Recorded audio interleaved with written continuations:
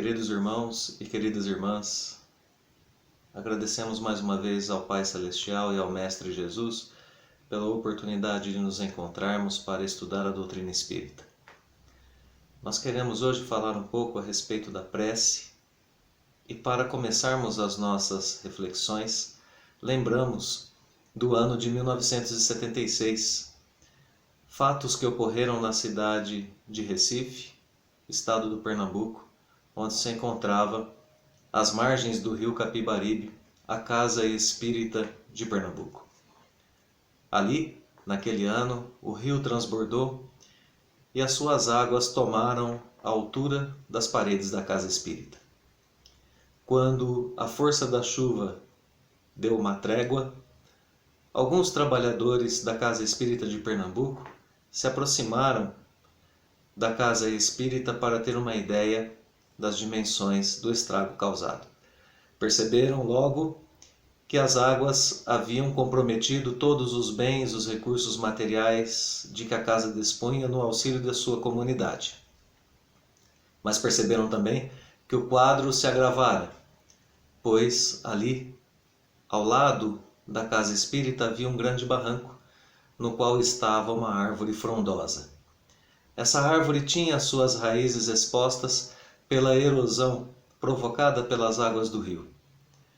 Assim, a árvore pendia agora perigosamente sobre as paredes da policlínica da Casa Espírita de Pernambuco, que era adjacente às dependências da casa. Naquele instante, Dona Iraci, uma das diretoras da Casa Espírita, coloca-se de joelhos e eleva uma prece ao Pai Celestial, rogando a ele, pedindo que, se ele achasse justo, que pelo menos as paredes da Casa Espírita fossem poupadas da destruição. Alguns instantes depois, ouviu-se um ruído, um barulho grande, e a árvore que estava inclinada e pronta para cair a qualquer instante sobre a Casa Espírita, curiosamente, caiu para o outro lado e foi levada pela força das águas, causando assim nenhum estrago às paredes da policlínica. Quando as águas do rio baixaram, os trabalhadores da Casa Espírita começaram as tarefas de limpeza e percebiam que muitas famílias carentes, pessoas que estavam desabrigadas, procuravam a Casa Espírita para serem socorridas.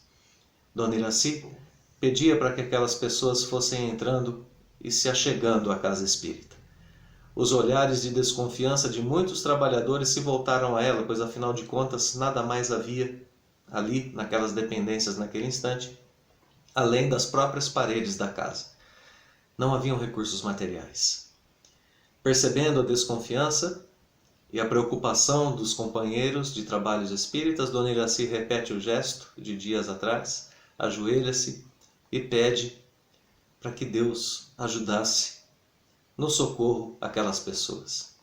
No mesmo dia, poucas horas depois, um homem procura por Dona Iraci, dizendo a ela que por diversas vezes já havia sentido uma vontade de contribuir para com os trabalhos da Casa Espírita, mas que naquele dia a vontade havia sido irresistível e que se encontrava às portas da casa um caminhão que precisava de voluntários para ser descarregado. Estavam repostos nesse instante cobertores, agasalhos, roupas, alimentos, muitos recursos materiais para que a Casa Espírita recomeçasse a sua tarefa de auxílio ao próximo.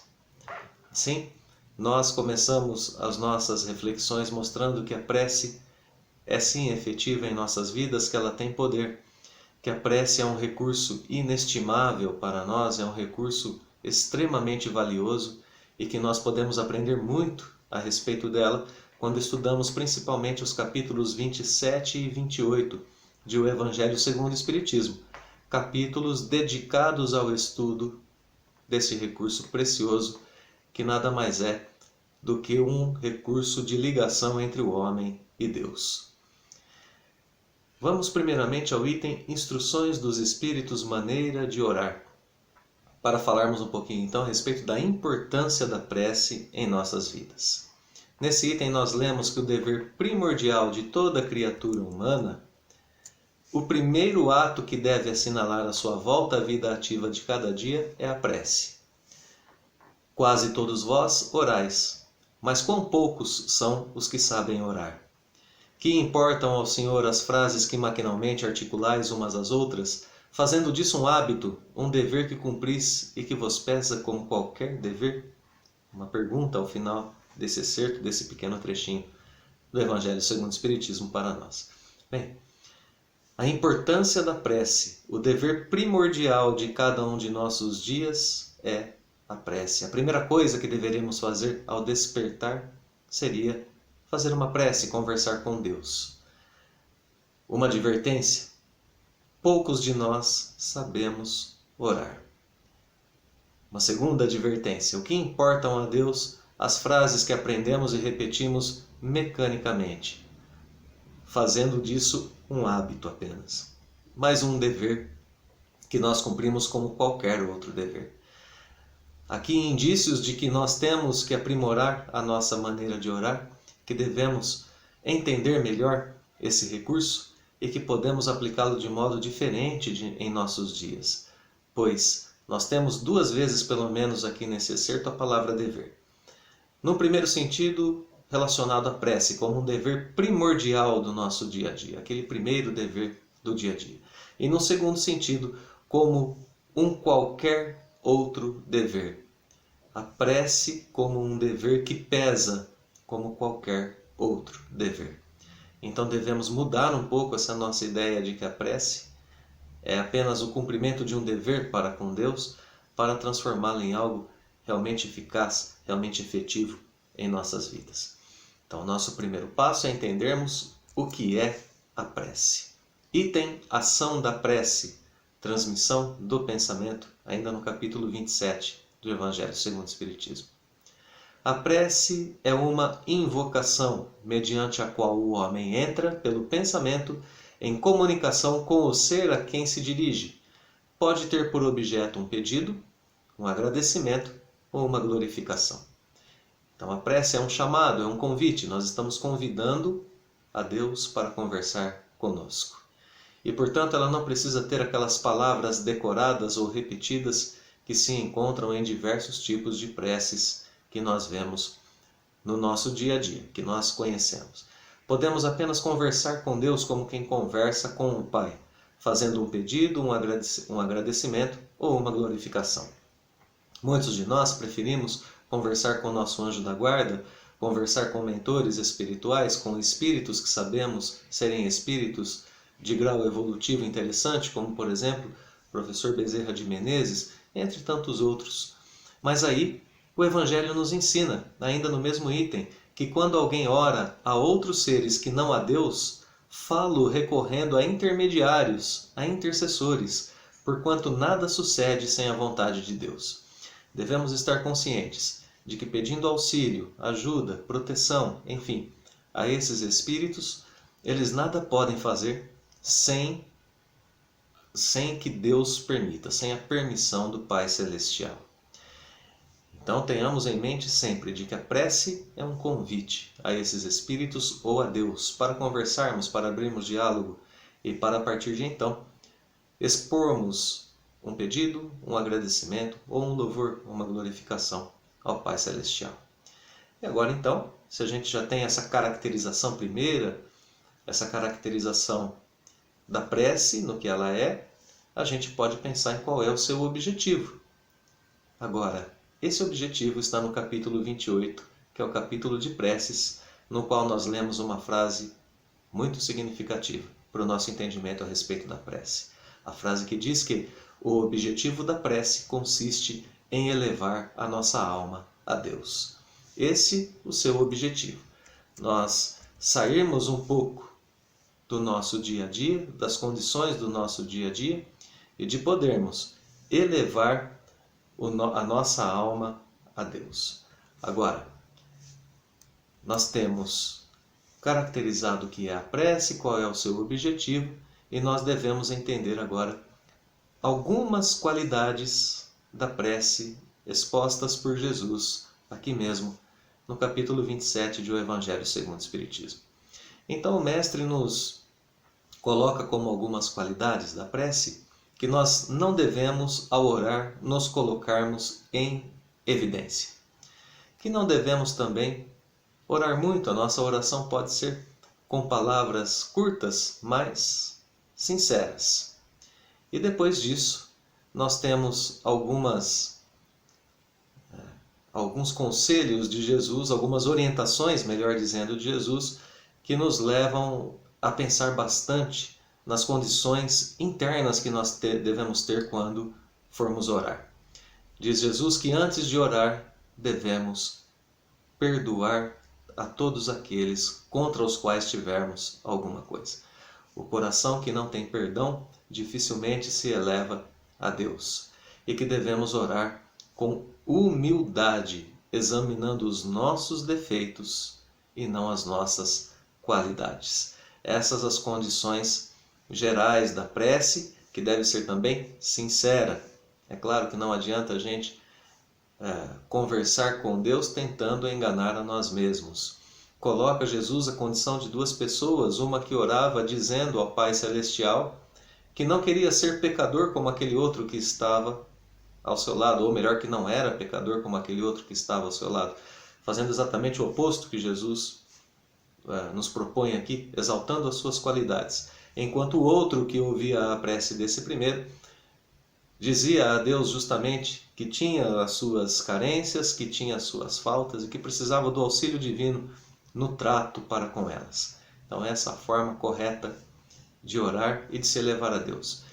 E a gente não precisa fazer um exercício muito profundo para saber ou para intuir que isso é uma realidade, pois isso equivaleria a marcarmos uma consulta com o médico e quando ele nos atendesse, dizermos a ele que a nossa alimentação vai bem, os nossos hábitos de exercícios físicos estão muito bem, que o nosso corpo está são e que nós estamos perfeitamente em ordem com a nossa saúde. Ora, qual seria então o motivo dessa consulta, não é? Quando nós vamos ao médico, nós expomos a ele os nossos problemas, expomos a ele aquilo de que necessitamos para a nossa saúde. E assim deve ser também em relação às nossas preces, em relação aos nossos diálogos, quando nós convidamos a Deus para conversar conosco e expomos a Ele então as nossas dificuldades, expomos os nossos pedidos e até mesmo expomos a Ele a nossa simples vontade de louvá-lo, de agradecê-lo. Condições para uma boa prece ainda são colocadas em um item especial desse capítulo 27, que são as preces inteligíveis, nas quais aparecem palavras do apóstolo Paulo, dizendo para nós: se eu não entender o que significam as palavras, serei um bárbaro para aquele a quem falo, e aquele que me fala será para mim um bárbaro. Se oro numa língua que não entendo, meu coração ora, mas a minha inteligência não colhe frutos. Então, mais uma vez, uma referência às preces que são apenas decoradas, sem que nós entendamos o sentido. E a gente tem um exemplo não muito distante na nossa sociedade, as missas que antigamente eram rezadas em latim. O povo participava, mas não entendia o que daquilo se poderia tirar. O coração pode até se sensibilizar e se elevar, como diz Paulo, mas a inteligência não colhe o fruto. Então a prece, nesse sentido, deve ser para nós também um momento de autoanálise, um momento em que nós conversamos com o Pai, expondo a Ele os problemas, dizendo a Ele talvez como chegamos a esses problemas, conversando sobre os recursos que nós temos para solucioná-los e assim fazendo uma autoanálise do que acontece em nossa vida. Talvez, fazendo esse exercício de reflexão, nós sejamos ajudados, intuídos de forma muito mais fácil pelo plano espiritual. Talvez ali se encontrem em nós mesmos os recursos necessários para a resolução do problema. E quando a gente começa a fazer esse tipo de diálogo sincero com Deus, um diálogo justo, um diálogo no qual nós nos aproximamos dele como filhos, aí então os espíritos superiores encontram em nós as portas abertas para nos proteger, para nos intuir, para nos auxiliar. A gente sabe que muitas vezes as nossas preces parecem que não são atendidas, mas nós precisamos, agora tendo esses recursos todos em nossas mãos e essa caracterização simples do que é a prece como convite, como diálogo com Deus, lembrar que todas elas são ouvidas e que se de fato existem algumas leis naturais e imutáveis que não podem ser abrogadas ao capricho de cada um, como está escrito no item Eficácia da Prece, em O Evangelho segundo o Espiritismo, a gente tem também uma outra circunstância, não é? A gente não pode crer que todas as circunstâncias da vida estão submetidas à fatalidade. De uma a outra vai grande distância, segundo esse item do Evangelho segundo o Espiritismo. E nós vemos retratada no Evangelho segundo o Espiritismo a situação de uma pessoa perdida no deserto e prestes a desfalecer. Essa pessoa, se elevar o seu pensamento a Deus e pedir a Ele um helicóptero, um jipe, se pedir a Ele um recurso como um guarda-sol ou algo desse tipo, certamente, dificilmente, ela vai ser atendida.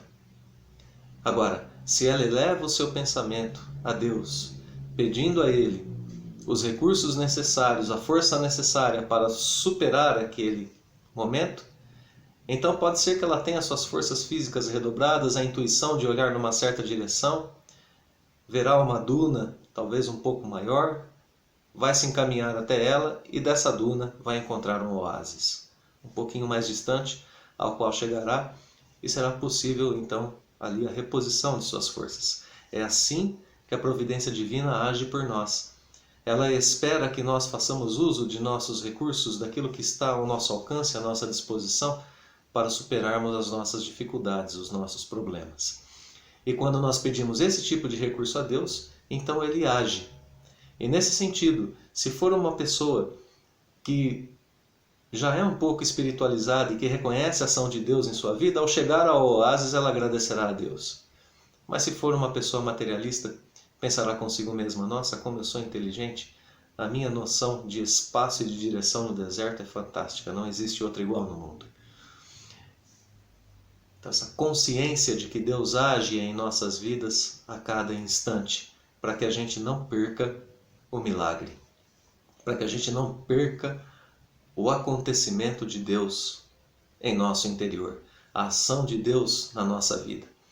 Em relação a isso, lembramos a experiência do maestro João Carlos Martins, um maestro brasileiro mundialmente reconhecido, que em certo momento da sua carreira e de sua vida começa a perder os movimentos de uma das mãos e ele, como pianista, via a sua carreira então seriamente comprometida nesse momento em que perdia o movimento das mãos.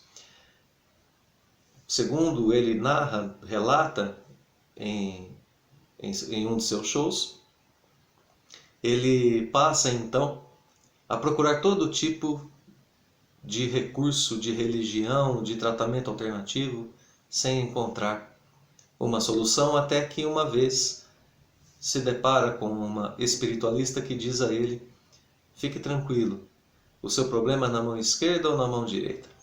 E ele dirá a ela que era na sua mão direita. Ela dirá: não se preocupe, se fosse na mão esquerda seria incorrigível. No prazo de mais ou menos 1 ano, as suas duas mãos estarão iguais. E ele termina o relato dizendo que ela acertou, pois no prazo de 1 ano, a outra mão também estava em processo de atrofia muscular. Então ele teve as duas mãos atrofiadas e depois passou a ser maestro, deixando aos poucos a sua carreira de pianista. E com certo amargor, João Carlos Martins diz que o milagre que ele esperava não aconteceu. E nós então pensamos, com todo respeito, de maneira oposta, porque como assim o milagre não aconteceu? É evidente que o milagre aconteceu, pois quantas vezes nós vemos na história da humanidade um pianista que não pode fazer uso de suas mãos e continuar tocando piano com apenas um dedo, com apenas alguns dedos, e ainda assim continuar sendo mundialmente respeitado e reconhecido. Quantas vezes nós vemos na história da humanidade esse mesmo pianista não poder mais tocar piano, e se transformar em um maestro agora mundialmente reconhecido. Então o milagre às vezes não acontece do jeito que nós queremos que ele aconteça. Mas a providência divina age em nossas vidas de forma a nos mostrar que existem diferentes tipos de formas de continuarmos fazendo aquilo que o nosso coração ama. Que Deus permite que o amor se faça em nossas vidas de modos muito diferentes e que basta pouco esforço para reconhecermos que nossas preces são ouvidas e que são sim atendidas. E, inclusive, nós temos uma situação na qual a nossa prece é 100% das vezes atendida. Um certo pedido que fazemos a Deus que está relatado aqui em o Evangelho segundo o Espiritismo. O que Deus concederá sempre, se nós o pedirmos com confiança, é a coragem, a paciência e a resignação. Também concederá os meios de se tirar por si mesmo das dificuldades, mediante ideias que fará lhe surgiram os bons espíritos, deixando-lhe dessa forma o mérito da ação. Vejam que coisa maravilhosa. A ação de Deus é tão sutil em nossas vidas que os espíritos superiores nos intuem, nós agimos e ainda recebemos o mérito de nossas ações. E na base dessas ações, Deus nos dá sempre que quisermos toda a coragem, toda a paciência e toda a resignação necessárias. Então é isso que devemos pedir a Deus em nossas orações constantemente. A isso Deus atende sempre, em todos os momentos de nossa existência, nos dando todos os recursos que nós precisamos. Estando sempre atentos que a prece, enquanto um instrumento, uma ferramenta espiritual, faz referência às coisas do Espírito, às coisas espirituais. Por isso aprendemos que não vale a pena orar quando nós vamos pedir a Deus apenas as coisas materiais. Aí nós ficamos com aquela impressão de que Deus não nos atende. E o Evangelho nos pergunta: o que é que na maioria dos casos pedis a Deus? Já vos tendes lembrado de pedir-lhe a vossa melhoria moral? Aqui um dos grandes lembretes e uma das grandes advertências do Evangelho em relação a essa nossa relação com Deus. Nós preferencialmente nos lembramos de pedir o bom êxito para os nossos empreendimentos terrenos e raramente nos pensamos em pedir a Deus as circunstâncias para o nosso aprimoramento moral. E quando essas circunstâncias chegam para o nosso aprimoramento moral, nós raramente lembramos a Deus de agradecer, porque elas frequentemente se apresentam como dificuldades. Elas normalmente se apresentam como provas, como expiações ou como missões que exigem de nós esforço. E nesses momentos nós raramente lembramos de pedir a Deus a coragem, a paciência e a resignação para vencer, para superar essas provas, superar esses momentos e conquistar então a única coisa que de fato importa em nossa existência, a nossa melhoria moral. É disso que se trata a essência da prece no nosso dia a dia. Por isso ela se faz como nosso primeiro dever.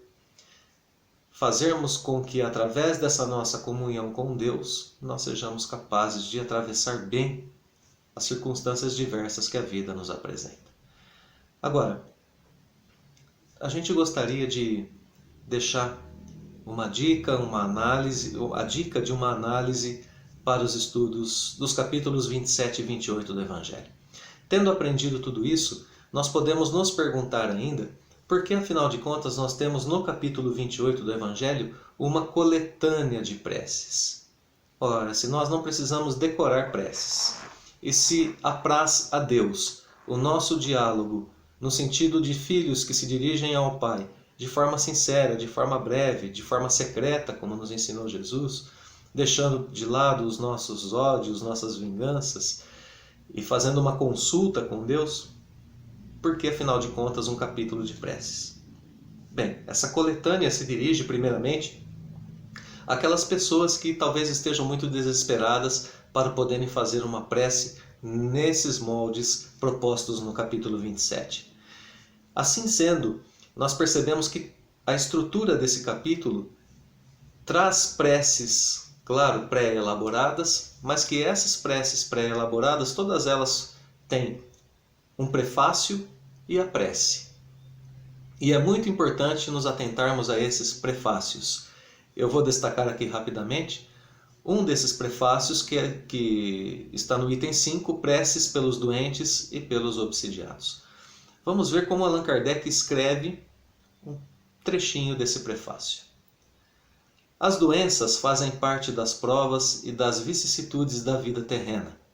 São inerentes à grosseria da nossa natureza material e à inferioridade do mundo que habitamos. As paixões e os excessos de toda ordem semeiam em nós germens malsãos, às vezes hereditários.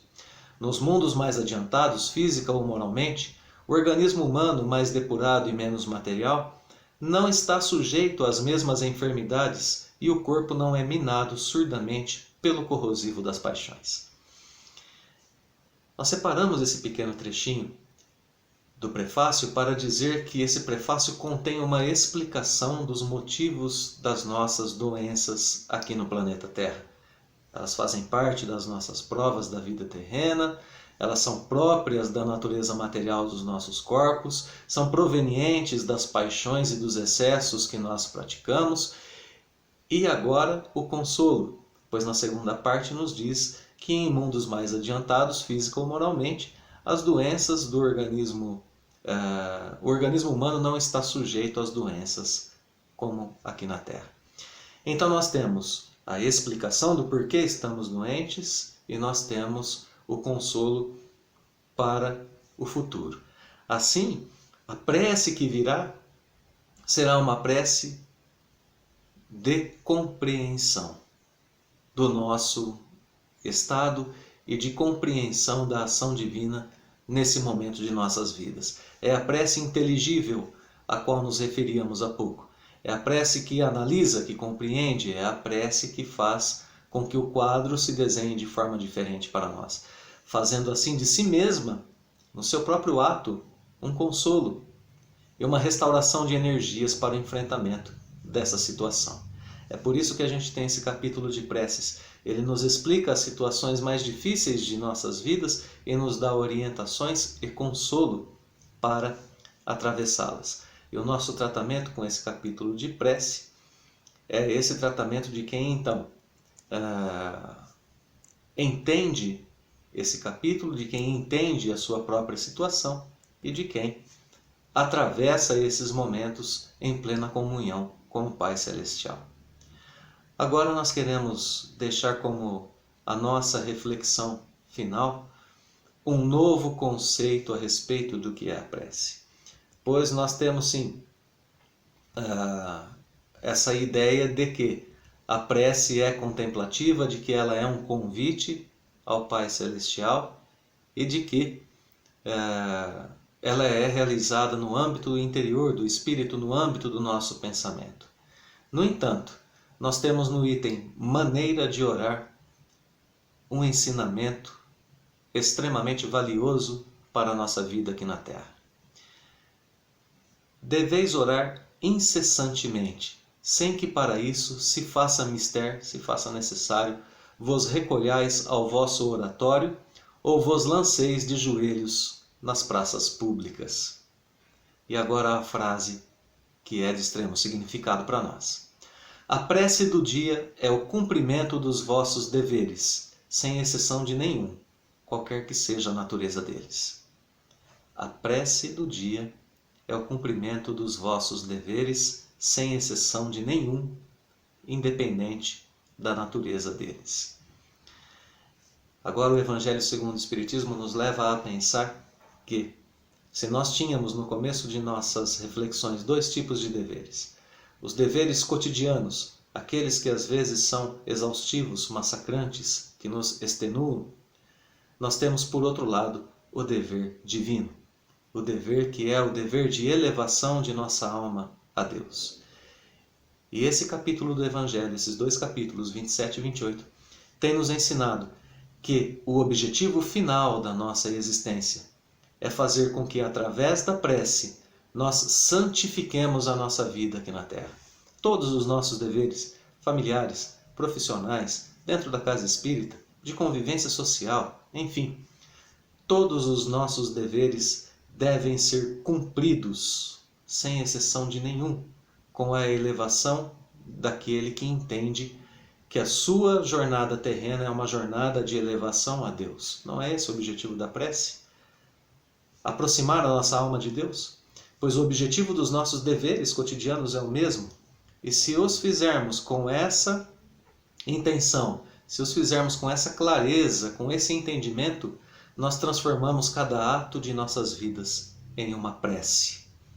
E é esse o segredo da boa vida aqui no planeta Terra.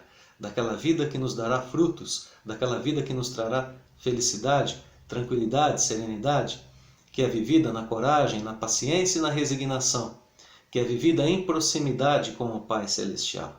E claro que assim nos tornamos pessoas melhores. E assim podemos entender como é que a prece pode ser atendida em casos extremos, como aquele caso da Dona Iraci, lá de Pernambuco, da cidade de Recife, no ano de 1976, que pode ser de difícil compreensão para muitas pessoas. Como é que Deus pôde atender a prece de uma diretora de casa espírita naquele momento de desespero? Se analisarmos, veremos que a prece da Dona Iraci compreende em si mesma todos esses atributos que nós citamos em nossas reflexões como sendo bons atributos para uma prece. O diálogo sincero com o Pai, na exposição do problema, no pedido justo.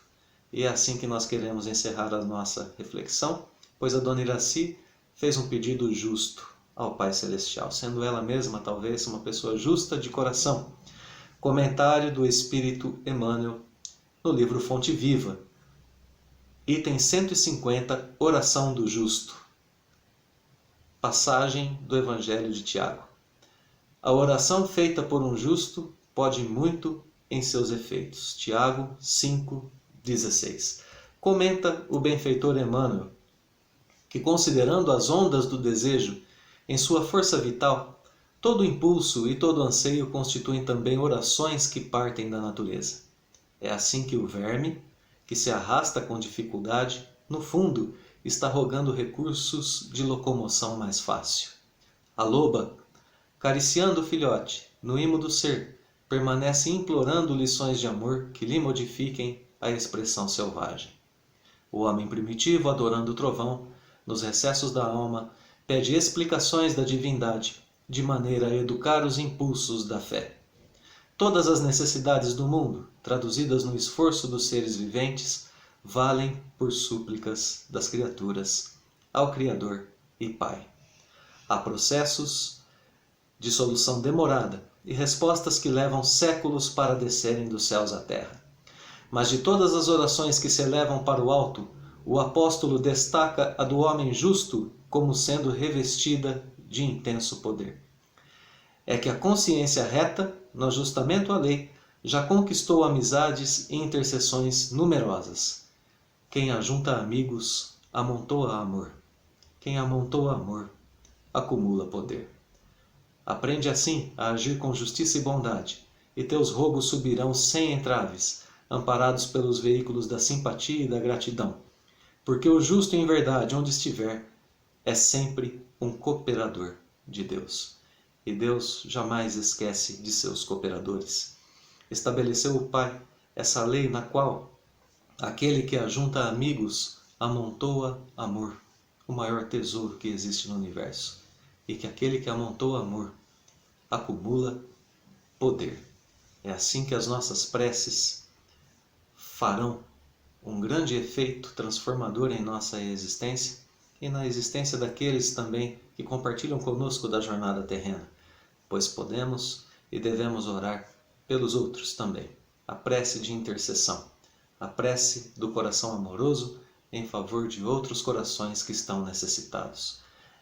Uma das grandes belezas da prece, se ela nos liga a Deus, também nos liga ao nosso próximo, fazendo de nós espíritos com cada vez mais poder de ação no bem, assim como foi Jesus agindo aqui entre nós, no planeta Terra, elevando sempre o seu pensamento ao Pai Celestial e intercedendo por nós, como aquele anjo aquele benfeitor amigo que nos coloca no caminho do bem e da nossa felicidade.